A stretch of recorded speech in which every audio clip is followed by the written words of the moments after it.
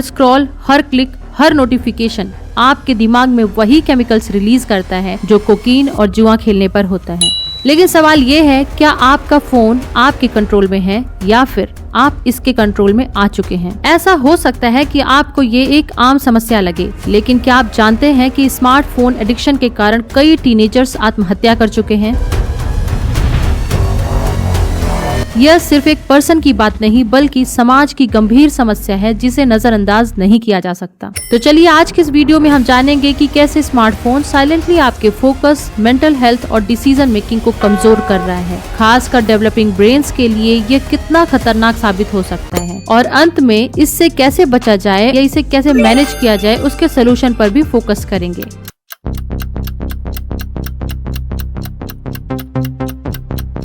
आज के hyper connected world में सुबह उठते ही सबसे पहले फोन उठाना, नोटिफिकेशंस या अपडेट्स चेक करना एक आम बात हो गई है। लेकिन क्या आप जानते हैं कि ये छोटी सी हैबिट हमारे ब्रेन के फंक्शन और स्ट्रक्चर दोनों को निगेटिवली अफेक्ट कर रही है। जिस तरह से हम जल्दी इंफॉर्मेशन को प्रोसेस करते हैं या मल्टीटास्क करते हैं, उससे न केवल मेंटल टायर्डनेस होती है बल्कि हमारे thinking patterns, attention span, accuracy और एफिशिएंसी में भी कमी आती है। स्टडीज दिखाती हैं कि एक्सेसिव स्क्रीन टाइम से ब्रेन का ग्रे मैटर वॉल्यूम कम होने लगता है, जो एम्पैथी, इमोशनल कंट्रोल और डिसीजन मेकिंग के लिए जरूरी है। मतलब डिजिटल हैबिट्स हमारी इमोशनल इंटेलिजेंस और डिसीजन मेकिंग को डायरेक्टली इम्पैक्ट कर रही हैं। इंटरनेशनल डेटा कॉर्पोरेशन के मुताबिक 5 में से 4 लोग सुबह उठते ही 15 मिनट के अंदर अपना फोन चेक करते हैं। वहीं ग्लोबली औसतन हर व्यक्ति डेली लगभग 6 से 7 घंटे फोन पर बिताता है। सोचिए, अगर आप दिन के 24 घंटे में से 6 घंटे सिर्फ फोन पे बिता रहे हैं तो आपका फिजिकल हेल्थ, मेंटल हेल्थ और प्रोडक्टिविटी पर कितना बुरा असर पड़ रहा होगा। जहां जापान जैसे देश जो टेक्नोलॉजी और इनोवेशन के लिए मशहूर हैं, वहां के लोग एवरेज 3 से 4 घंटे ही मोबाइल फोन पर बिताते हैं, जो कि अन्य देशों की तुलना में सबसे कम है। ग्लोबली सबसे ज्यादा मोबाइल फोन का इस्तेमाल करने वाली जनरेशन जेन जी को माना गया है। रिसेंटली एक पब्लिश डेटा के अनुसार 85% लोग मैसेजिंग, 72% लोग मैप्स, 65% लोग सोशल नेटवर्किंग के लिए स्मार्टफोन का यूज करते हैं। वहीं 60% लोग फोन के साथ सोते हैं, 59% लोग बाथरूम में फोन का इस्तेमाल करते हैं और 48% लोग हैबिट या मसल मेमोरी की वजह से स्क्रॉलिंग करते हैं।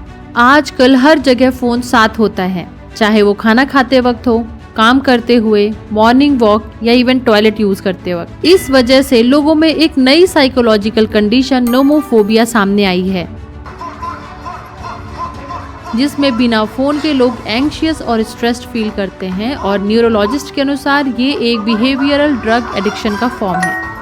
2016 की एक रिसर्च के अकॉर्डिंग एक एवरेज स्मार्टफोन यूजर्स हर दिन लगभग 2600 बार अपने फोन को टच करते हैं। वहीं हैवी यूजर्स 5000 से भी ज्यादा बार अपने फोन को रोज टच, स्वाइप या स्क्रॉल करते हैं और ये सिलसिला सुबह लगभग 7 बजे से शुरू होकर डिनर टाइम तक लगातार चलता है। यानी अननोइंगली एक फुल टाइम जॉब की तरह ये काम हो रहा है, जो बिहेवियरल ड्रग एडिक्शन के रूप में देखा जा रहा है। मोबाइल यूज डोपामाइन सर्च करता है, जो एक फील गुड केमिकल है। डोपामाइन नॉर्मल लेवल पर रिवार्ड, मेमोरी, लर्निंग और मोटिवेशन में मदद करता है, लेकिन इसका ओवर स्टिमुलेशन रिवार्ड सिस्टम को हाईजैक कर लेता है, जो एडिक्शन का कारण बनता है। यानी डोपामाइन एक दो धारी तलवार की तरह है, नॉर्मल लेवल पर फायदेमंद होता है, वहीं इसका ओवर प्रोडक्शन अनहेल्दी होता है।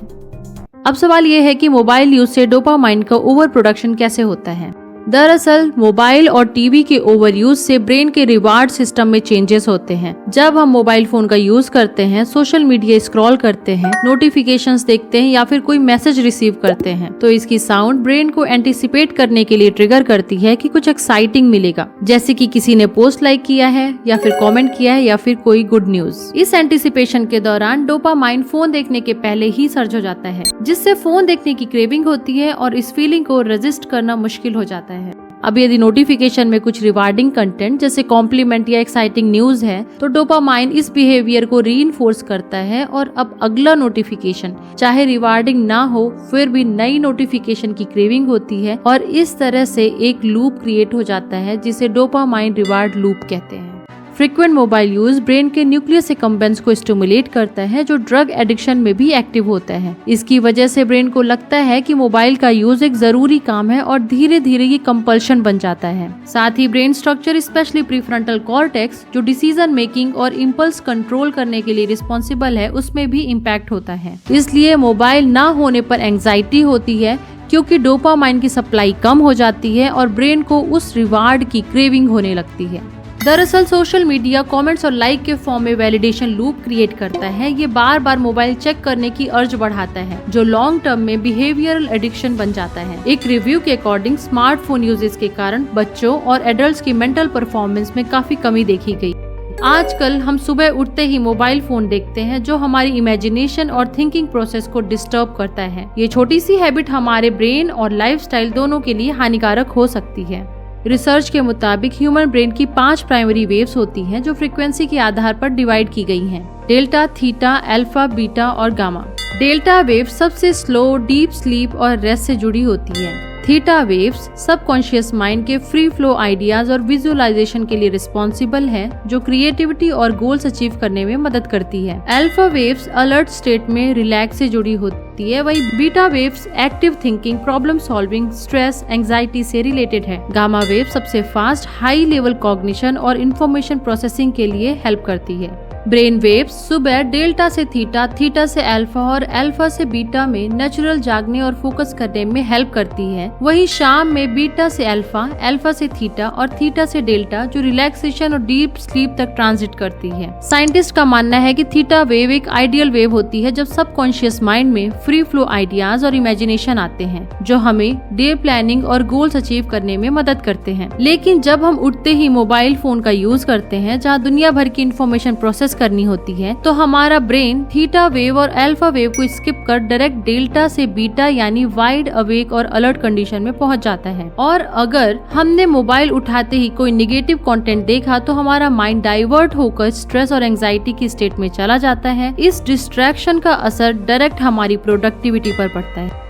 एक रिसर्च के अनुसार हर बार जब हम एक टास्क से दूसरे टास्क पर जाते हैं, तो हम सिर्फ काम नहीं बदलते, बल्कि अपने दिमाग के फोकस और अटेंशन को भी पूरी तरह रिवायर कर रहे होते हैं। और इस डिस्ट्रैक्शन और इंटरप्शन की वजह से काम पर वापस आने में एवरेज 23 मिनट्स 15 सेकेंड्स लगते हैं। और अगर आप काम करते वक्त 2 से 3 बार भी मोबाइल देखते हैं, तो आप अंदाजा लगा सकते हैं कि ये आपकी प्रोडक्टिविटी और टाइम दोनों पर कितना बुरा असर डाल रहा है। अब सवाल ये है कि डिजिटल वर्ल्ड बच्चों के लिए कैसे अनहेल्दी है। बचपन में बच्चों का दिमाग स्पॉन्ज की तरह होता है, जो अपने आसपास की हर जानकारी को एब्जॉर्ब करता है। इसका मतलब है कि जो चीजें बच्चे देखते हैं, सुनते हैं या अनुभव करते हैं, वो उनके ब्रेन डेवलपमेंट और बिहेवियर को परमानेंट तरीके से अफेक्ट करती है। आजकल saturated colours, over stimulating videos का चलन बढ़ रहा है, जो डेवलपिंग ब्रेन्स पर निगेटिव इफेक्ट डालते हैं। रिसर्च के अनुसार 1 घंटे का गाइडेड और वेल डिजाइन कंटेंट जैसे एजुकेशनल वीडियोस या टीवी प्रोग्राम्स बच्चों के लिए एक्सेप्टेबल हैं। लेकिन आजकल बच्चों का एवरेज स्क्रीन टाइम 3 से 6 घंटे हो गया है, वो भी पुअर क्वालिटी कंटेंट के साथ, जो बच्चों की हेल्थ को निगेटिवली अफेक्ट कर रहे हैं। जैसे स्क्रीन के सामने ज्यादा समय बिताने से बच्चों की पेरेंट्स या केयर गिवर्स के साथ बातचीत के कम मौके मिलते हैं, जिससे उनकी लैंग्वेज और बोलने की एबिलिटी अफेक्ट होती है। साथ ही फेस टू फेस इंटरेक्शन से बच्चे एम्पैथी, सोशल क्यूज और इमोशनल रेगुलेशन सीखते हैं। लेकिन ज्यादा स्क्रीन टाइम से ये जरूरी स्किल्स का डेवलपमेंट डिले हो सकता है। दूसरा, अटेंशन और फोकस में कमी। डिजिटल मीडिया का फास्ट पेस कंटेंट बच्चों के लिए सस्टेन्ड अटेंशन डेवलप करना मुश्किल बनाता है, जिससे स्कूल में फोकस करने में या पेशेंस डिमांडिंग एक्टिविटीज में इंगेज होने में परेशानी होती है। कुछ बच्चों में ज्यादा स्क्रीन टाइम की वजह से impaired brain skills, attention deficit या हाइपर सेंसिटिविटी यानी ADHD के केसेस भी देखे जा रहे हैं। सोशल मीडिया से बच्चों के दिमाग में हो रहे साइड इफेक्ट्स को और बेहतर तरीके से समझने के लिए आप एक डॉक्यूमेंट्री ब्रेन मैटर्स, जो कैर्लोटा नेल्सन के द्वारा डायरेक्ट की गई है, जिसमें डेवलपिंग ब्रेन्स पे स्क्रीन टाइम से होने वाले नुकसान और ऑफलाइन स्क्रीन से होने वाले फायदे के बारे में दिखाया गया है, उसे जरूर देखें। During our early years, the brain is optimized for learning and is capable of extraordinary change. No wonder a baby brain can create more than 1 million new neural connections every single second. They say practice makes perfect, and that is exactly what the brain does. Every time we learn or experience something new, it detects a change, and that change forms connections, which help build the foundation of a powerful brain. The connections that are not used repeatedly are lost. During the early years, when the brain is at its most active, is when the roadmap of our lives is first designed. Although change is possible as children grow, science is proving that getting it right from the beginning is the best opportunity we have to increase our chances of happiness and success. इसके अलावा second screen का negative impact. आजकल creators second screen काफी use कर रहे हैं, जिसमें लोग एक ही समय में 2 डिवाइसेस पर काम कर सकें, जैसे टीवी देखते हुए मोबाइल पर स्क्रॉल करना। लेकिन बच्चों और एडल्ट्स दोनों की मेंटल हेल्थ के लिए इसे अच्छा नहीं माना गया है। इसकी वजह से information overload, eye strain, poor sleep, productivity में गिरावट, sedentary lifestyle, poor posture related issues देखे जा सकते हैं। जहां गाइडेड और एजुकेशनल वीडियोस बच्चों को सजेस्ट किए जाते हैं, वहीं शॉर्ट्स और रील्स जैसे फास्ट पेस्ड कंटेंट, इनका बच्चों और बड़ों के दिमाग में गहरा प्रभाव पड़ता है। एक रील या यूट्यूब शॉर्ट्स आमतौर पर 15 से 60 सेकंड की होती है और हर 3 से 5 सेकंड में नए विजुअल्स, टेक्स्ट और ऑडियो बदलते हैं, जिससे दिमाग को बार बार नई इन्फॉर्मेशन प्रोसेस करनी पड़ती है। टिकटॉक, इंस्टाग्राम रील्स और यूट्यूब शॉर्ट्स में तेजी से बदलते हुए ट्रेंड्स और स्नैपी एडिटिंग हमें अट्रैक्ट करने के लिए डिजाइन की जाती है। आपको ये जान के हैरानी होगी कि हमारे सेंस ऑर्गन हमें 11 मिलियन बिट्स पर सेकंड इंफॉर्मेशन भेजते हैं, लेकिन हमारा कॉन्शियस माइंड केवल 50 बिट्स पर सेकंड का ही इंफॉर्मेशन प्रोसेस कर सकता है। यानी एक एवरेज ह्यूमन 5 शब्द पर सेकंड पढ़ सकता है, जो ये बताता है कि हमें कोई भी कंटेंट को समझने और प्रोसेस करने में ज्यादा टाइम लगता है। लेकिन रील्स और शॉर्ट्स की वजह से इंफॉर्मेशन का ओवरलोड हमारे ब्रेन में होने लगता है, जिससे दिमाग फिल्टरिंग मोड में चला जाता है, यानी ज्यादातर चीजें अनदेखी हो जाती हैं, जिससे पीसेस में इंफॉर्मेशन हमारे दिमाग में रह जाती है और इसी को स्कैटर्ड मेमोरी भी कहा जाता है, जो फ्रेगमेंटेड अटेंशन, सुपरफिशियल प्रोसेसिंग और मेमोरी इंटरफेस की वजह से बनती है। साथ ही रील्स या शॉर्ट्स देखने से इंस्टेंट डोपामाइन रिलीज होता है, जो एडिक्टिव बिहेवियर और पेशेंस की कमी का कारण बनता है। 1854 में हेनरी डेविड थॉरो ने अपनी बुक वॉल्डेन में पहली बार ब्रेन रॉट शब्द का इस्तेमाल किया, जिसमें उन्होंने अपनी सिंपल लाइफस्टाइल और नेचर के साथ रहने के एक्सपीरियंस को शेयर किया। उन्होंने सोशल थिंकिंग के ट्रेंड्स को क्रिटिसाइज किया, जहां कॉम्प्लेक्स और डीप आइडियाज को इग्नोर करके सिंपल और शैलो आइडियाज को अधिक इम्पोर्टेंस दी जाती है। थॉरो ने इसे मेंटल और इंटेलेक्चुअल डिक्लाइन का एक साइन माना। थॉरो के अनुसार, while England endeavors to cure the potato rot, will not any endeavor to cure the brain rot, which prevails so much more widely and fatally. उनका ये थॉट आज के जमाने के लिए और भी रिलेवेंट हो जाता है, जब लोग रील्स, शॉर्ट्स और फास्ट पेस कंटेंट के ओवर कंजम्पशन की वजह से डीप थिंकिंग और पेशेंस खोने लगे हैं। ये बिल्कुल वैसा ही है जैसे स्कूल में हमें शॉर्टकट से इक्वेशन सॉल्व करने से मना किया जाता है। शॉर्टकट्स की वजह से हम जरूरी स्टेप्स और इन्फॉर्मेशन को मिस कर देते हैं, जो कंफ्यूजन और डिफिकल्टी को बढ़ाता है। आजकल हेल्थ, डिजीज, पॉलिटिक्स, एजुकेशन या किसी भी टॉपिक से रिलेटेड रील्स और शॉर्ट के बढ़ते उपयोग के साथ लोगों में पेशेंस कम हो रहा है, प्रॉब्लम सॉल्विंग एबिलिटीज वीक हो रही हैं और कंफ्यूजन, स्ट्रेस बढ़ रहा है, जिसकी वजह से दिमाग सड़ने लग गया है, यानी ब्रेन रॉट हो रहे हैं। इसे ऑक्सफोर्ड ने 2024 का वर्ड ऑफ द ईयर घोषित किया है। इसका मतलब है कि किसी इंसान का मेंटल या इंटेलेक्चुअल स्टेट का डिग्रेड होना, जो ज्यादातर ऐसे मटेरियल के ओवर कंजम्पशन की वजह से होता है जो इनसिग्निफिकेंट या अनचैलेंजिंग होते हैं, जैसे ऑनलाइन कंटेंट में हमें देखने को मिलता है, स्पेशली रील्स में। ब्रेन रॉट टर्म शायद ज्यादा एक्सट्रीम लगे, लेकिन ये टेक्नोलॉजी के हमारे कॉग्निटिव एबिलिटीज पर पड़ने वाले पोटेंशियल इम्पैक्ट को लेकर बढ़ती हुई चिंता को बताता है। Constant information overload, instant gratification की जरूरत और ऑनलाइन कंटेंट की superficiality deep thinking, critical analysis और सस्टेन्ड अटेंशन को मुश्किल बना सकती है।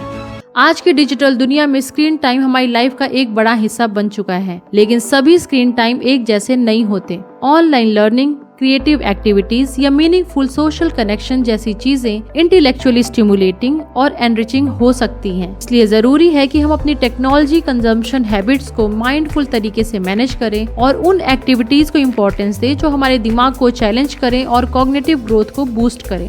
हमेशा याद रखें, technology is a useful servant but a dangerous master. ऐसा नहीं है कि टेक्नोलॉजी बुरी है, लेकिन किसी भी पावरफुल चीज की तरह इसे सावधानी और समझदारी से इस्तेमाल करना जरूरी है। डिजिटल डिवाइसेस का हमारे दिमाग पर क्या असर पड़ता है, ये समझना बहुत जरूरी है। इसलिए टेक्नोलॉजी के साथ एक हेल्थियर रिलेशनशिप बनाने की कोशिश करें, जैसे रियलिस्टिक लिमिट सेट करें। हर दिन किसी स्पेसिफिक ऐप या डिवाइस पर कितना समय बिताना है, यह पहले से तय कर लें। टेक फ्री जोन्स बनाएं, अपने घर में कुछ जैसे डिनर टेबल को फोन फ्री जोन बनाएं या सोने से पहले डिजिटल कर्फ्यू लगाएं। माइंडफुल प्रैक्टिस करें, टेक्नोलॉजी का इस्तेमाल करते वक्त अपने इमोशंस को ऑब्जर्व करें। अगर आप एंग्शियस, स्ट्रेस्ड या ड्रेन्ड महसूस करते हैं तो ब्रेक लें। ऐसी एक्टिविटीज करें जो आपको ग्राउंडेड और प्रेजेंट रखती हैं। स्लीप को इम्पोर्टेंस दें। इलेक्ट्रॉनिक डिवाइसेस से निकलने वाली ब्लू लाइट मेलाटोनिन प्रोडक्शन को अफेक्ट करती है, जिससे हमारे स्लीप साइकिल डिस्टर्ब होता है। इसलिए सोने से कम 1 घंटे पहले स्क्रीन टाइम अवॉइड करें।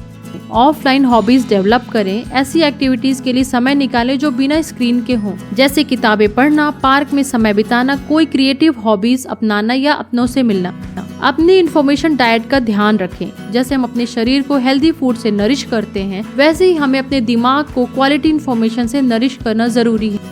ऑनलाइन कंटेंट को चुनकर देखें और क्लिक बेट, सेंसेशनलाइज न्यूज और माइंडलेस स्क्रॉलिंग से बचें। बच्चों की स्क्रीन टाइम को लिमिट करना और उन्हें एक्सपर्ट द्वारा डिजाइन किए हुए हाई क्वालिटी टीवी प्रोग्राम्स दिखाएं। ट्राई करें कि पेरेंट्स अपने बच्चों के साथ टीवी देखें और इस दौरान उनसे बातचीत करने की कोशिश करें, ताकि बच्चे एंटरटेनमेंट के साथ कुछ नया भी सीख सके। एग्जाम्पल के लिए Super Simple Songs, Mrs Rachel, Sesame Street, TED Ed, Nat Geo Kids, Baby Einstein, Minute Physics, Khan Academy Kids और मार्क रॉबर्ट जैसे एजुकेशनल प्रोग्राम बच्चों के लिए परफेक्ट नॉलेज और क्रिएटिविटी बूस्ट करने में हेल्प कर सकते हैं। इसके अलावा स्क्रीन डिस्टेंस को सही बनाए रखना भी बहुत जरूरी है। 1-to-10 रूल इसके लिए एक सिंपल गाइडेंस है। मोबाइल फोन्स को 1 फीट, लैपटॉप और कंप्यूटर्स को 2 फीट और टेलीविजन को 10 फीट की दूरी पर रखना चाहिए। इस डिस्टेंस से बच्चे और एडल्ट दोनों ही स्क्रीन पर सही से फोकस कर सकते हैं। जो लोग स्क्रीन पर काम करते हैं वो 20-20-20 रूल फॉलो कर सकते हैं। हर 20 मिनट के बाद अपनी स्क्रीन से 20 फीट दूर किसी चीज को 20 सेकंड तक देखें। इससे आंखों की थकान कम होती है और आई स्ट्रेन से बचाव होता है। हर 30 मिनट में एक ब्रेक लें, बीच बीच में खड़े होकर काम करें और स्ट्रेचिंग करें। इससे शरीर को आराम मिलता है, पोस्चर बेहतर होता है और सेडेंटरी लाइफस्टाइल कम करने में मदद मिलती है। जैसे जैसे टेक्नोलॉजी बढ़ रही है, उसके साथ माइंडफुल और बैलेंस्ड रिलेशनशिप बनाना बहुत जरूरी हो गया है। ये हमारी लाइफ को तभी आसान बना सकती है जब हम इसे माइंडफुल तरीके से यूज करें। टेक्नोलॉजी के साथ हेल्दी रिलेशनशिप बनाए रखना हमारे मेंटल हेल्थ, इमोशनल हेल्थ और फिजिकल वेलबींग के लिए जरूरी है, क्योंकि हमारी आज की चॉइसेस आने वाले जनरेशन को भी प्रभावित करती हैं। याद रखें कि आप टेक्नोलॉजी के मास्टर हैं, ना कि उसके सर्वेंट। इसे वाइजली यूज करें ताकि हम डिजिटल एज में बैलेंस, विजडम और ह्यूमन पोटेंशियल के साथ आगे बढ़ सकें। अगली बार जब आप सुबह उठें तो सबसे पहले फोन की बजाय एक डीप ब्रेथ लें और अपने माइंड को आराम से जगने दें। हर दिन माइंडफुलनेस और ग्रेटिट्यूड अपनाएं, क्योंकि एक हेल्दी माइंड ही सक्सेस की है। अगर आपको ये वीडियो हेल्पफुल लगा हो तो आप रेनबो, जो असल में 7 नहीं बल्कि 5 कलर से बना होता है और इन कलर्स का हमारी हेल्थ पर क्या असर पड़ता है, इसे भी जरूर देखें।